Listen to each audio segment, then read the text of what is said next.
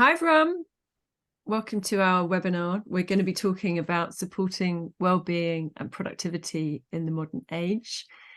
It comes not long after World Mental Health Day, which I have to say is not 100% on purpose.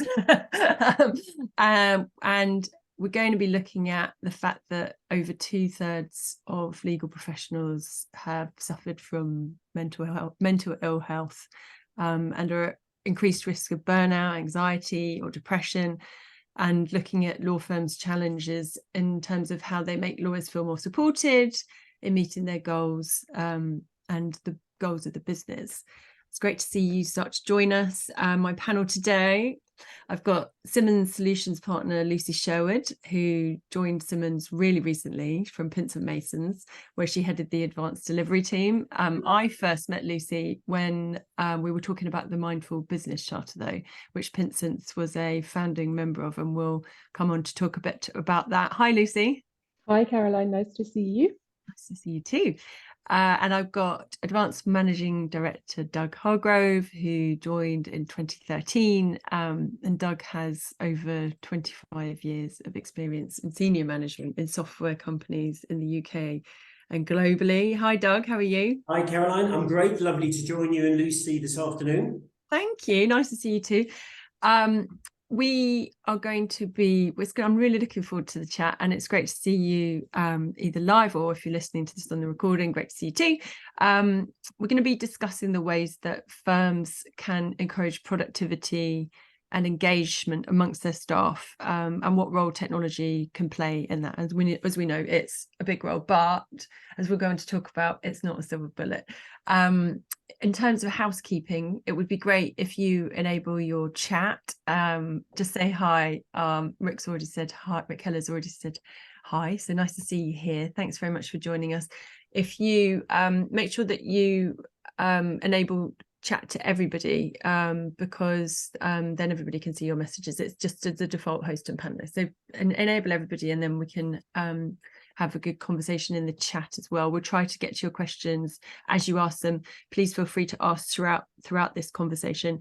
One thing that I would be really interested if people would answer as we're chatting is something that has come up in our prep, which is, and we will come to, which is whether people are still worried about talking about mental health at work. My sense is personally that it has hopefully been destigmatized during the pandemic, but I know that's not necessarily the right view. It's something that I think that we'll come around to, and I'll be really interested in your opinion as you're listening in. Let's first off start about talking about what do you think fee earners are looking for in their employer? Doug, what do you think? You obviously see, I mean, I'll come on to Lucy, obviously has personal experience, but what do you see in the many firms, lawyers that you interact with in terms of what they're looking for when, you know, in their employer, and whether that's perhaps changed in recent years? Yeah, I think it's an interesting one, Caroline. I mean, that certainly in talking to managing partners and partners in law firms, particularly where there is certainly a concern about retaining and finding talent.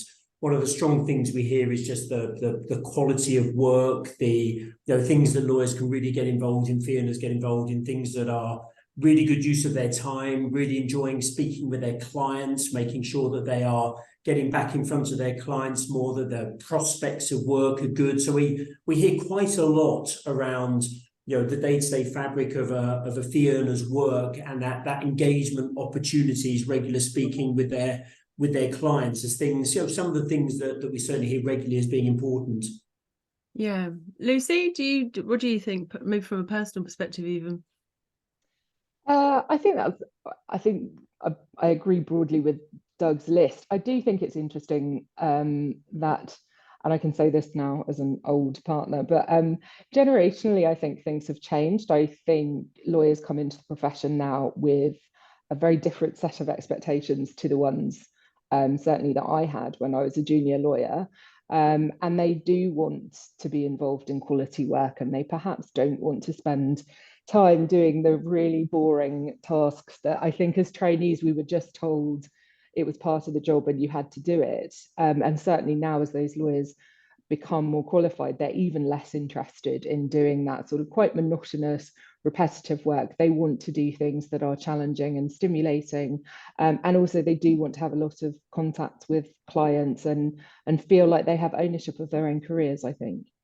Yeah, it's funny. I was just thinking about what the term was, whether it's still call them Gen Z. I do feel like the younger generation, they're very different. So I was a lawyer in a former life. I ended up at Norton Rose Fulbright. It wasn't Fulbright at the time, and that was a long time ago. And I think it was such a different world. I do think that the younger generation now have a lot more confidence somehow. And they actually seem to vote with their feet.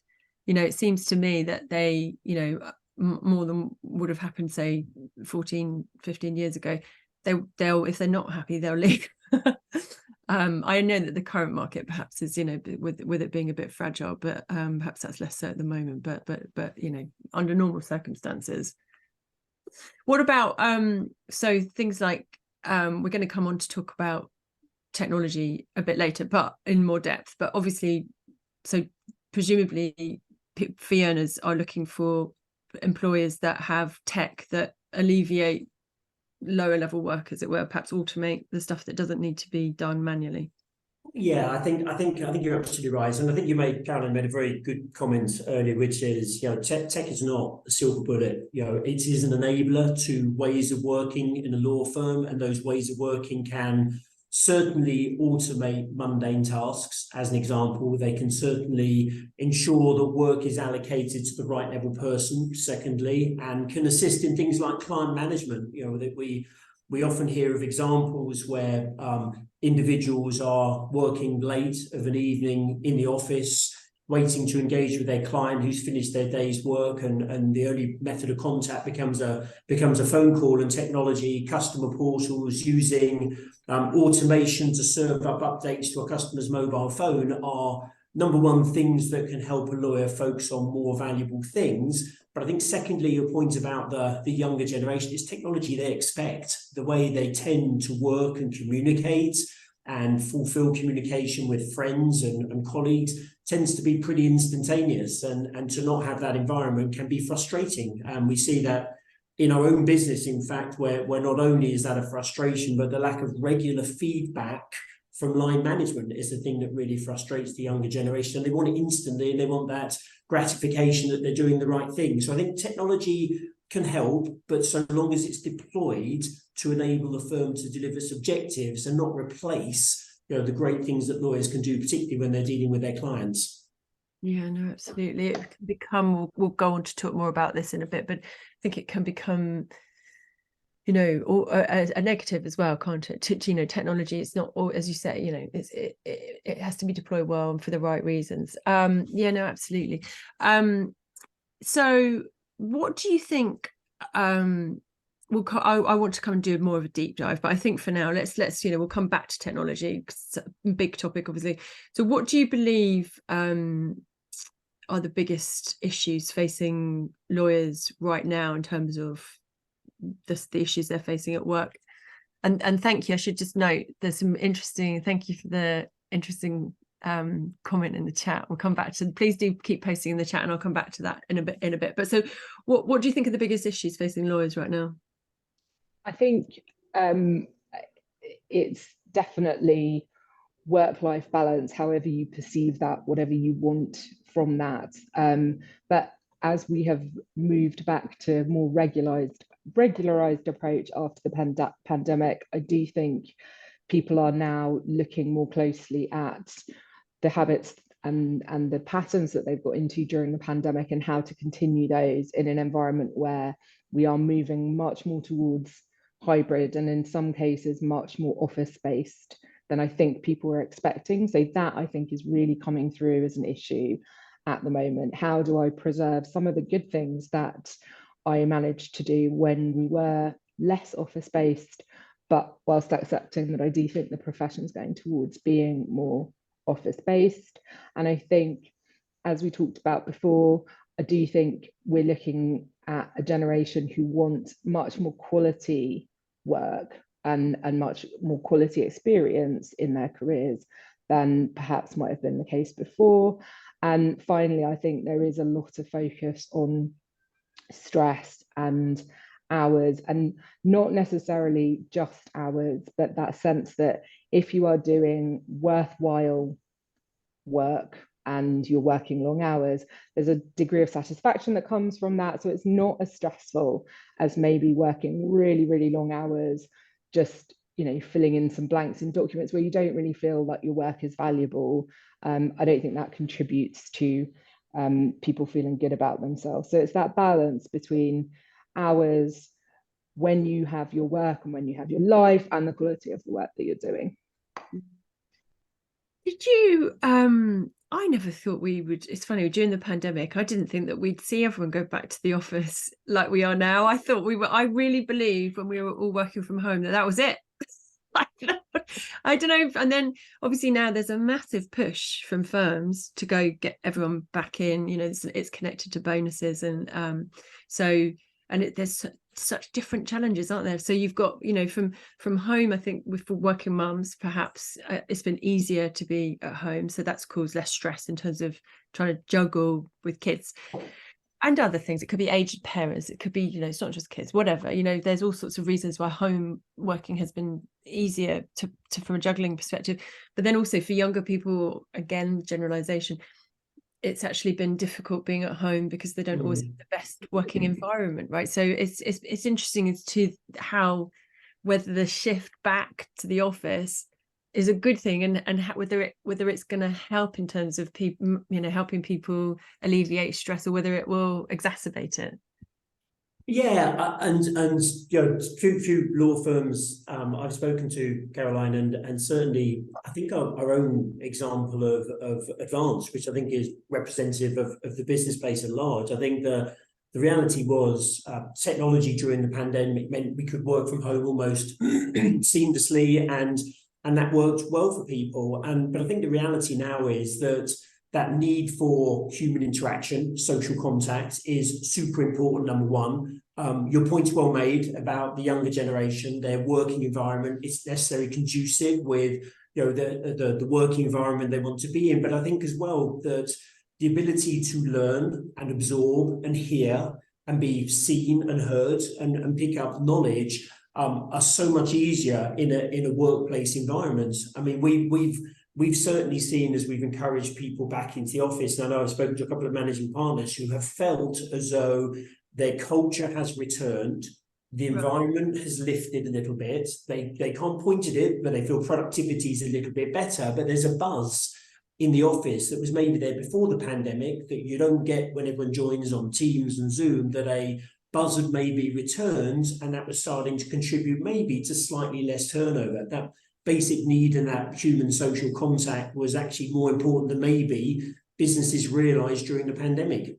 Yeah, no, 100%. Although I do feel like it, yes, so there's that interaction for sure that's important, and the training people, and also, but I do also think that they're, you know, that perhaps businesses haven't utilized things like resource management sufficiently. You know, they haven't been able to take things to the next, they could, it's not that they're not able to, but they're not necessarily taking things to the next level in terms of being fully aware of what everybody's working on and that kind of thing, and, you know, really sort of replicating that office experience in a dispersed way. I mean, that's my opinion, but I think that's right.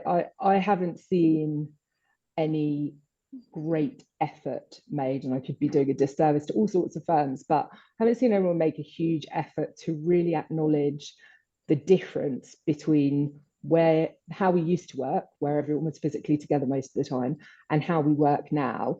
And all I have really seen is, we'll just do everything on Teams instead, and that's not going to work. It's not enough to bridge the gap, and I think a lot more can and should be done to do that, because the reality is we are not going to go back. Even if we're hybrid, we're not going to go back to the way we were, and we need to acknowledge that in our training, in our, you know, how we operate together. And it is a hell of a lot more than just, let's do everything on Teams and we'll all be fine. And I think a really good point, and it's how I think as we're in hybrid, where particularly when there are Teams meetings and people at home, how you still make it an inclusive environment. to help people feel comfortable getting involved in a conversation, comfortable having a view, comfortable being heard.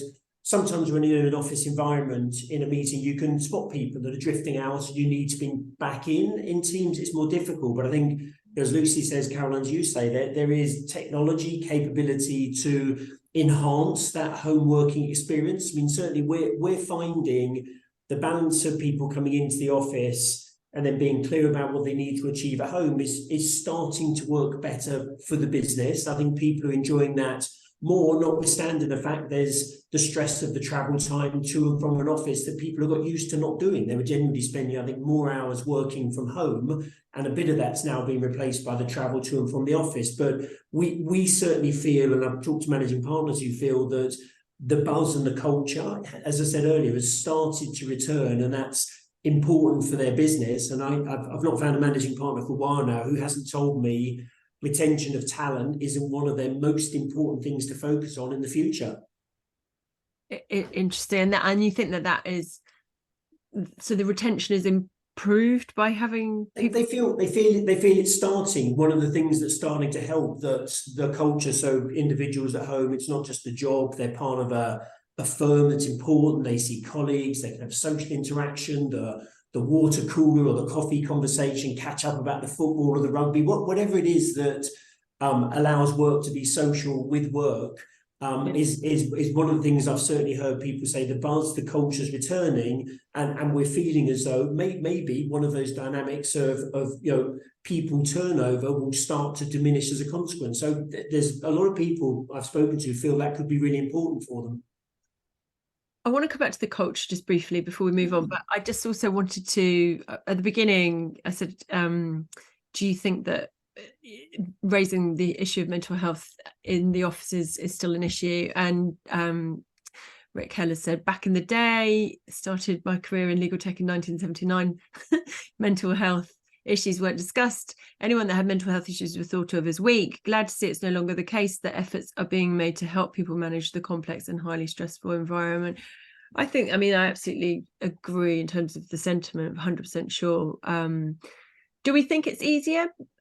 Do we think that it's sort of acceptable now to talk about mental health in the office? I think it's certainly more acceptable than it used to be. I think there are two really important, maybe three really important elements to it. The first is, irrespective of whether people feel more able to talk about it publicly, there is a lot more support available. So all of us have employee assistance programs. We all have HR teams who are well used to dealing with it.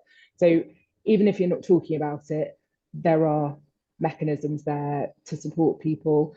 The other thing is, I think it has become more culturally acceptable to, again, acknowledge it, even if not talking about it in an individual sense, but with things like the Mindful Business Charter, you've got principles there that say, we know this is stressful. This is what we do to try and make it less stressful, more pleasant, more respectful for people.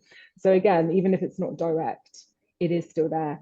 And I think the third thing that I've been really encouraged by is having real leadership in law firms talking about this stuff. So my former managing partner in my previous firm was very open in talking about how important it was. And I think when that kind of message comes from the top of the firm, that's when it starts to have an impact. And I'm seeing a lot more of that going on. So even if people don't feel more able to discuss it on an individual basis, there's a lot more out there. Yeah, I think as well, totally agree with Lucy's perspective. And I'd add as well, I think for managers of people, that awareness is really important as well. We are aware of some of the signs of people maybe struggling.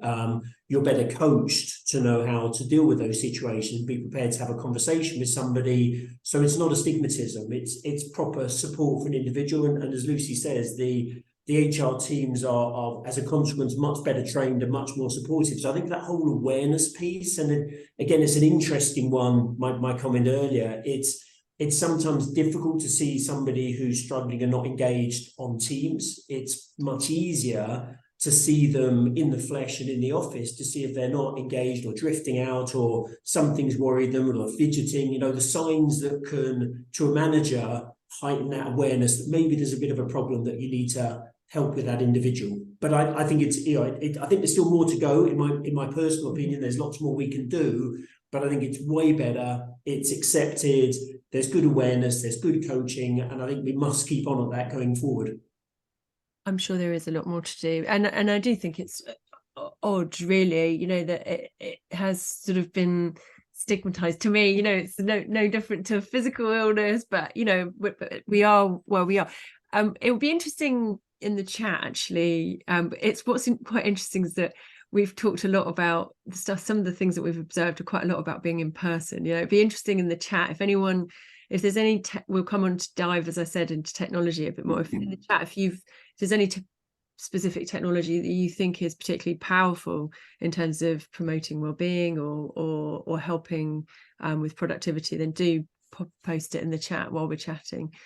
So, and then just very briefly, I wanted to come back onto this point that you made, actually, Doug, about, or I think we talked about anyway when we were thinking about this conversation, about the culture of the office being lost. That might actually have been a point that Lucy made.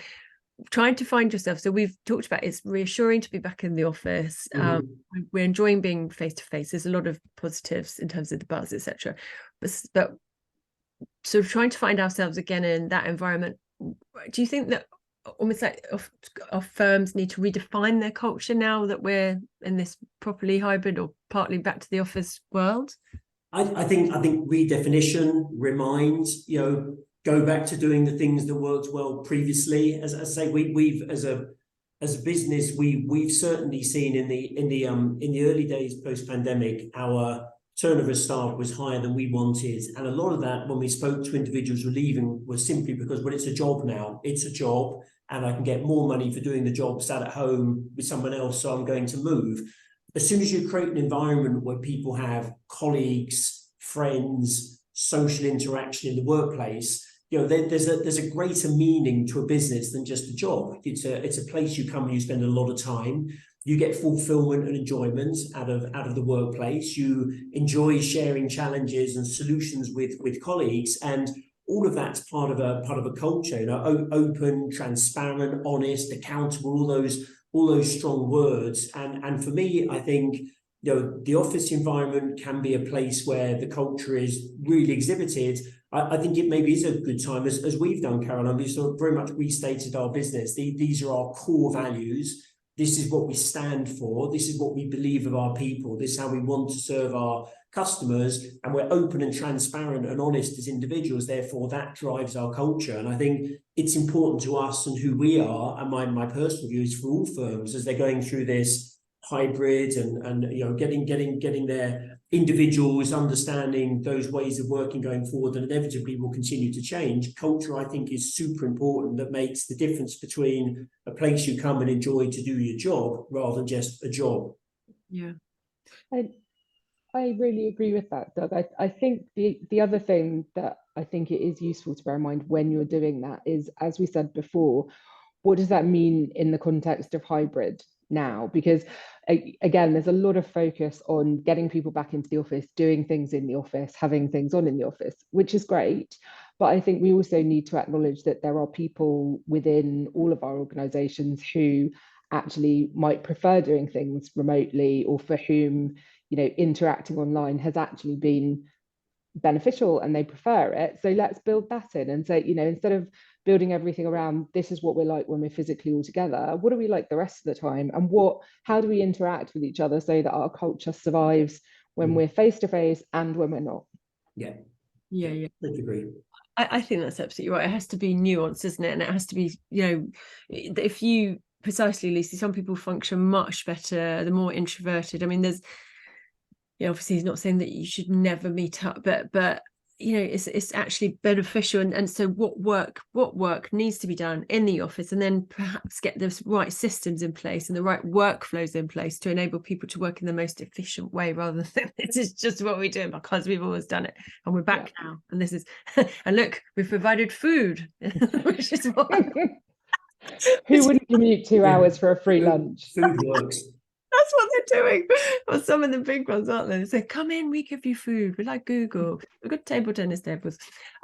So then in terms of so productivity and wellness obviously go so much in hand, and so it's interesting because we were thinking about how you encourage productivity in lawyers, which I think kind of flows really.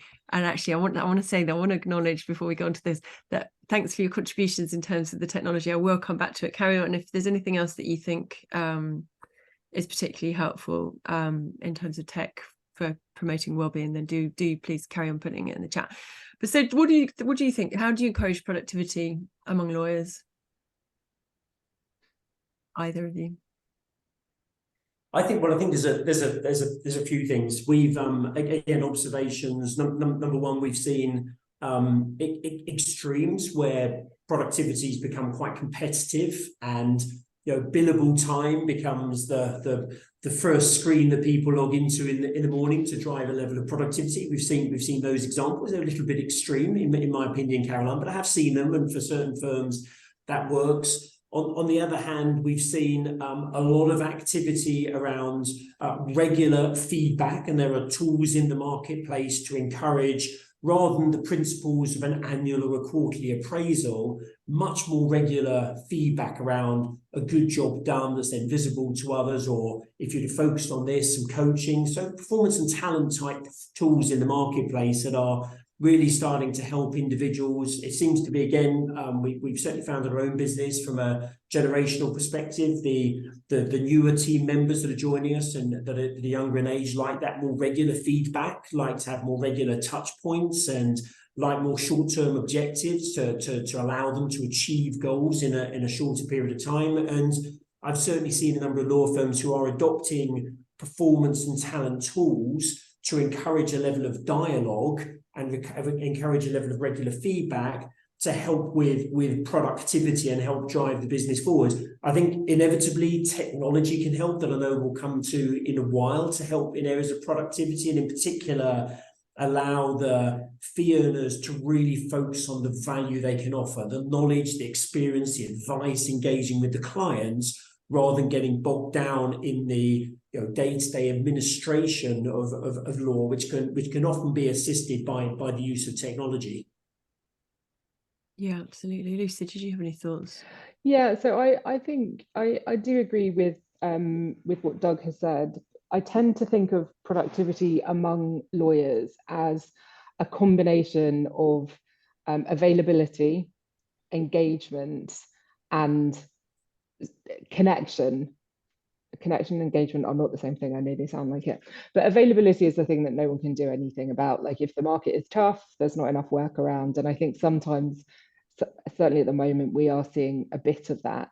But the engagement and the connection you can. So the engagement is the extent to which people are interested and motivated by what they're doing. And that comes back to good quality work and having the right interactions at the right level, which we've been talking about.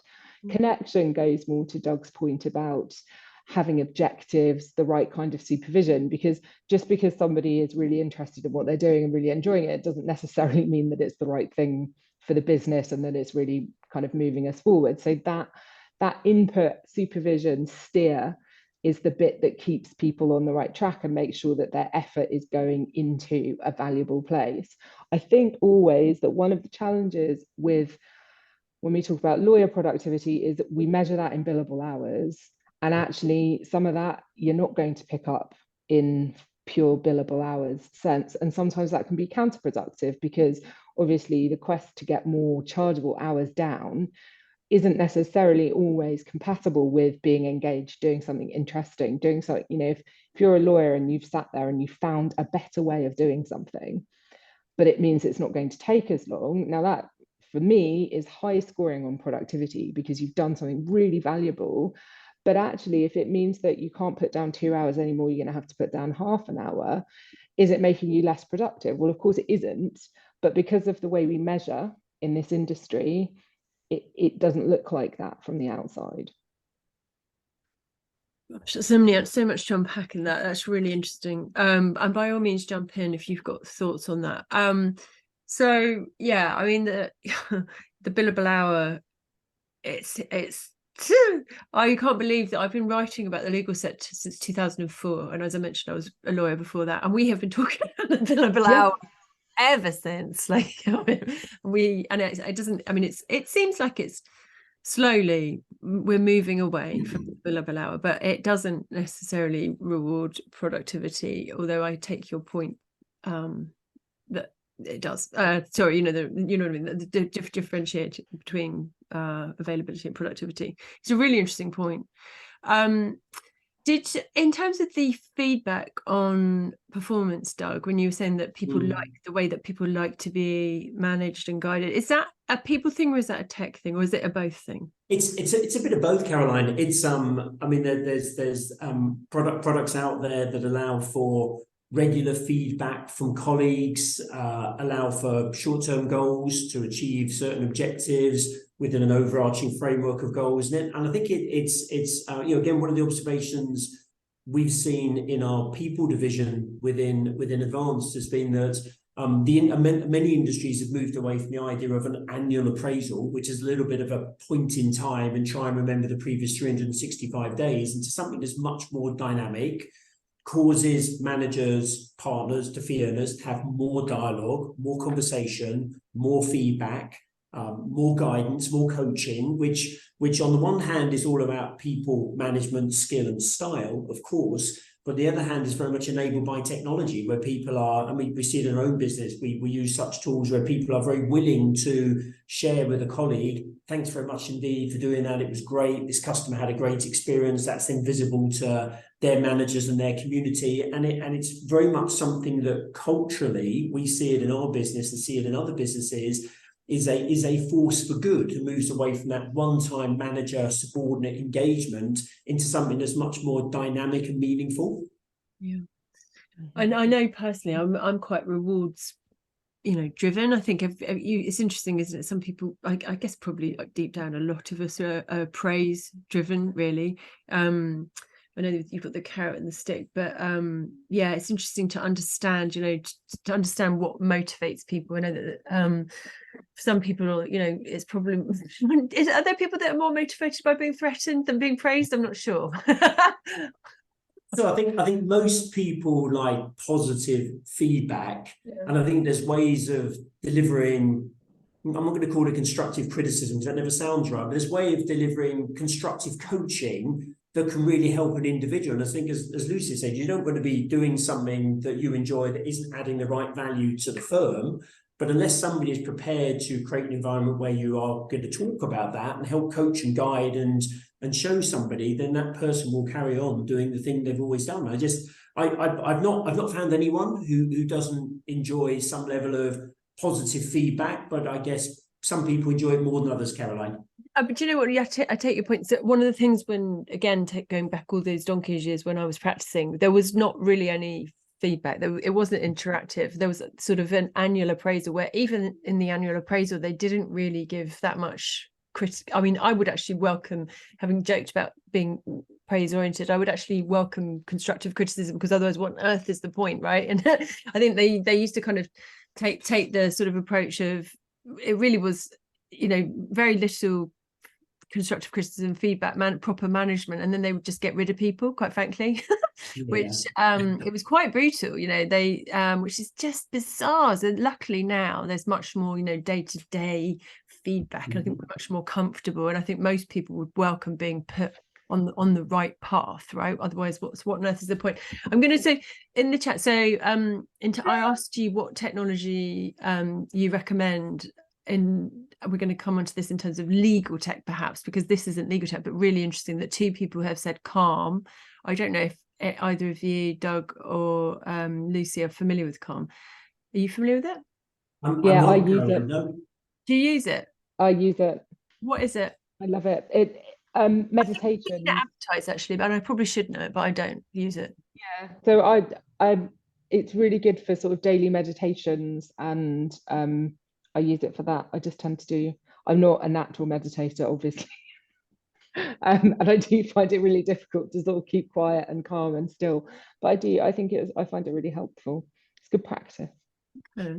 I actually used to use this new task management tool that built in meditation into my calendar, and I did try it, on a semi-regular basis, and that's not the way that I do it well. It turns out being told by my calendar to meditate is not the way it happens, because it doesn't fit in with my day, so I have to choose when to do it. And then someone says, so there's different recommendations. Lyra Health employees, benefit eligible dependents have access to 8 confidential sessions to meet with a certified coach or licensed therapist virtually or in person. And then so Rick's talking about when the BlackBerry was introduced, it changed how we worked. Their tagline in the early days was always on. We're going to come to this. This drives me mad. Always on. Always on, always connected. It offered a competitive advantage with communications, but it started a new trend of expecting instant communications, especially outside of traditional working environments. Good or bad evolution? Well, let's just dive right into that first. Shall we? I think bad. What do you think? As in, they're always on. So, I mean, so many different layers to it. Technology, being able to work at home, brilliant. Being able to work anywhere, brilliant. So many layers of brilliant and transformative. And I work all over the place, and it fits with my life. It's amazing. But that always on, I think, can be potentially really not great. But I think. Got you, Lucy. Sorry, Doug. We're all getting agitated now, but the key thing here is it's never a technology problem. It's a culture problem. It's a people problem. It's an implementation problem. It's not about the technology. As you said, the technology can enable really good things. It can enable flexibility. We would all have been absolutely screwed during COVID if we hadn't had all of this. But you have to then, implement mindfully and say, always on, always connected. Is that really the message we want to send? For some firms, maybe it is, and maybe that's the way they want to operate.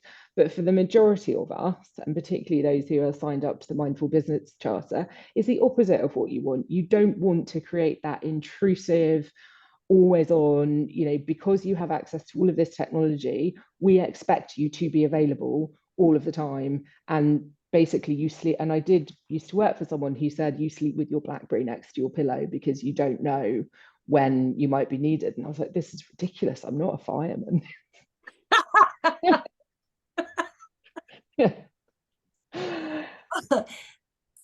I think though, most people I know when they go on holiday, excuse me, I went on holiday this summer and I didn't look at my phone. Which is never happens because I run my own business and it's very difficult for me. It's not like a business with lots of support, to be honest with you. So there are other mitigating circumstances, but I don't, apart from Christmas, usually put my phone away. I don't ever not look at emails. And I know lots of people who are like that. And when I got back and I said to people, gosh, I've got this nightmare situation with emails. And, they said, oh, well done. You actually didn't look at your emails for a week. They congratulated me as if I'd just landed from Mars. And I just went, when do we get to this situation where it's really rare to go on holiday and actually go on holiday, which it is, isn't it? And I just think that's, when you go with your family, and we don't take a huge amount of holiday, I don't think, or I'm sure you don't. You deserve some time off, but I think it's become an expectation that you'll be slightly on. I think in part an expectation, but I think as well, I think the point Lucy was making is a really important one. So sometimes I think the culture of a business can drive people to think they should always be online, but the idea of always on technology is not to be always available. They're two very different things. At the end of the day, technology can enable anything, but a firm implementing technology should have a clear plan of what they want to achieve with that technology, and that should sit alongside, to Lucy's point, the culture of the business. What are we trying to achieve? If we're trying to achieve, for example, better communications with our clients, and our clients need to hear from us at 7, 8, 9 o'clock at night, technology can help. Doesn't mean the lawyer has to sit administering the technology. Technology can help, but deploying that technology in a way that enables that is really important, rather than just deploying technology. So I think, Caroline, I'm probably one of the world's worst. I have always got my phone to hand. I don't sleep a huge amount. It's not a behavior I instill upon people at work. for me, but I do think it's a problem. Some of it is people don't want to miss out on things that are taking place. Sometimes it does become, you know, the effectiveness of a business expecting people to be available. Sometimes it's just you feel the need and compelled to go and see what's come on an email because it's beeped at you. I think a whole range of things. Yeah. I think it's also important though to remember that we are a service industry, and thinking about the client perspective on all of this, if clients need us, we will always be available where reasonable, necessary, or that kind of thing. But I do think one of the things that technology has done for clients, or I hope they would feel like this, is it's removed some of that anxiety around I can't get hold of my lawyer. Because before, there was almost that conscious, oh my God, something's come up and they're going to have left the office, and what are we going to do? And that was a source of quite a lot of anxiety, tension. You could have whole transactions in real trouble because somebody had gone home or someone was in Italy on holiday. And that doesn't happen anymore. And I think that reduces some of the friction around our interaction with clients, because they will feel more reassured that if they do need to get hold of us, they can. It's not like anybody is ever, well, very rarely, totally uncontactable. So I think that has helped and is one of the positive things that have come out of it. I want to come back to where the mindful business charter might sit with that just before we start to wrap up. But so also things like you talking about clients being able to get hold of us, like so things like creating portals, perhaps where they don't actually need to. I mean, you're talking about perhaps some of the really bigger deals where perhaps portal might not be the solution, but there are plenty of cases, aren't there, Doug, where the client might just want to check in, they might just want to be reassured of the status of their matter, and actually that's where technology can actually take some of the human need for human contact out of the equation.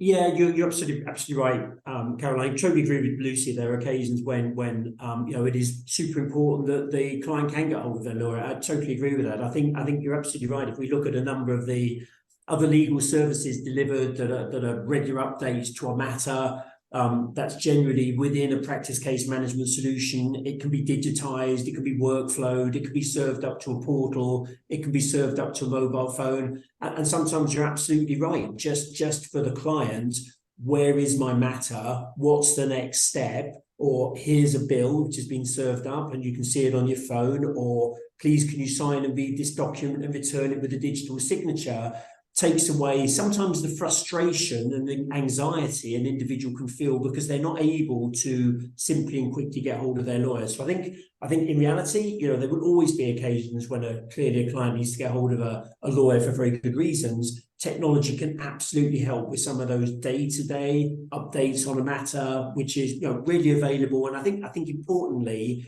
as consumers, that's technology that we consume every day as well. We're comfortable with emails and updates and things on a mobile phone. So why not the update on your matter, the next step, a note from your lawyer? It's the way we tend to consume technology on the go anyway. Yeah, and from the lawyer's perspective, in terms of their stress and anxiety, that continuous need to update clients, and the client frustration at the mundane stuff, which doesn't need to be, they don't need to have any touch point, right? So they can get on with the bigger stuff, they can get on with the advisory role, they can get on rather than taking their time, and people getting frustrated. And obviously frustration is sometimes where you can then lead to anxiety inevitably. Absolutely. Totally. Yeah, absolutely agree. Have sat and learned of instances where particular clients on certain matters, not run-of-the-mill type matters, but they're clients that consume a lot of that attention, would expect a particular lawyer in a law firm to sit there at 7:30 each evening to hold an hour call with them because that's what the client wanted. Now, the update the client wanted was all simply rendered via technology. The anxiety through this firm of this individual lawyer was extreme. This individual lawyer ended up leaving. It's a managing partner I know well, and they left the profession entirely because they didn't like their clients, but they couldn't cope with the idea that they're in early, but at 7:30 every evening they had to give a client an update on something that could easily have been rendered via technology. So I think horses for courses, you've got to be really clear about how technology enables and adds value and can bridge that client communications in this particular instance, but it can really help both with the anxiety of the client, therefore leading to reduced anxiety of the lawyer and fee owner as well. Absolutely. And in terms of, so would you say, so perhaps coming back to the Mindful Business Charter, would you say, does it sort of encourage the firm to set the, we've talked about tone from the top. In my experience, those words are, they're very easy to say and it's harder to make it meaningful, right? Like, so does the Mindful Business Charter encourage firms to sort of set, for example, create a mission statement? Or how do you term words, oh, we really care about this stuff, we really care about the well-being of our fee earners, to actually translate into, we really do care? What does the Mindful Business Charter encourage people to do?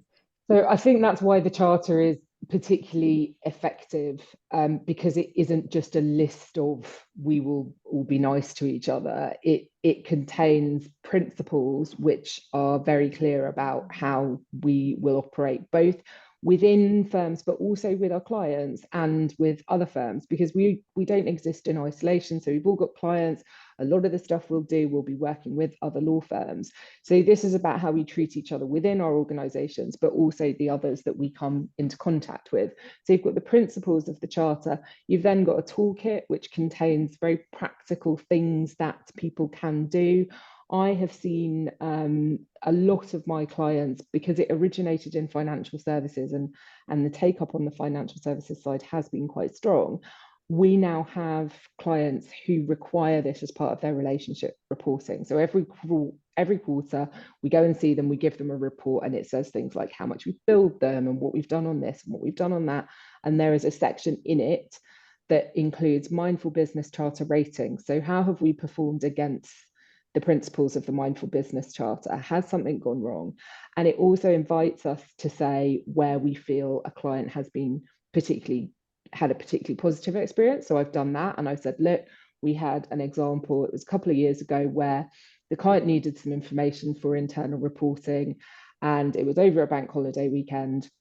And we very openly said to them, we can absolutely do this. If you need it by Tuesday, we can absolutely do it.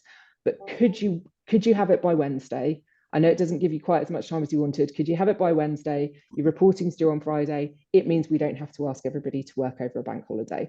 And the client went, yeah, actually, that's fine, as long as you promise it won't be late. We would never have had that conversation with a client before, and unless we were all signatories to the charter, but also it was embedded in the relationship to that extent. So we felt like, as partners on the job, we could say, do you know what, we're quite happy to do this if you need it, but do you really need it? And this is why. So I think it's been really positive from that perspective. That's fantastic. And that, because it takes away, by having people collectively involved, it takes away that competition, doesn't it? There's always that risk, I think, that we're in, regardless of all of this talk about well-being, we're in competitive businesses, right? And they're there to make money, and they make a lot of money. And actually, there's always the fear, isn't there, that if you're treating your employees well and letting them not work bank holidays, somebody else is going to be making them work, and then they're going to get the next deal. So I think actually there has to be some kind of collective agreement that we'll look after people to eliminate that worry over the competitive side of it. Yeah, and that's why you need clients. And again, it's so good that it's not just, it's not just legal, it's not just financial services, it's gone much broader now. And that's how you can really achieve change. You're never going to do it on your own. You're never going to do it as a group of law firms. But by opening it up and bringing in lots and lots more people, I think it just means that it is taken a lot more seriously. Yeah, no, I agree. We normally say we'll finish about 45 minutes past. We're running late, but because I'm enjoying talking to you so much, I'm really grateful to people for joining us and for contributing, and to you too for talking about it. I do think that we're in this sort of really pivotal moment actually for the industry, and it's so great that we can have these conversations and be thoughtful about it. I don't know if there's anything that anyone would like us to wrap up on, or if there's anything that I haven't asked either of you that you were hoping that we would discuss. I think it's been a great conversation. Is there anything that we've missed? I think you've covered just about everything that I would have wanted to talk about, Caroline. Is there anything on the charter, but Lucy, that we haven't talked about, or anything else? I would be really interested, and especially when people watch the recording back, to get a feel for what other people's experience of mindful business charter and mindful business charter organizations are like. I know that it varies a lot. I think I've been lucky that my experiences have been very positive, but it does vary a lot across different organizations. And I'm obviously not asking anyone to sort of dob anyone in, but I just think that shared experience is always interesting, and the people behind the charter are really, really committed to it. And the more information they have about where things aren't working and where there are challenges, the more work they can do. Well, when we post the recording, we'll ask people to contribute in the comments.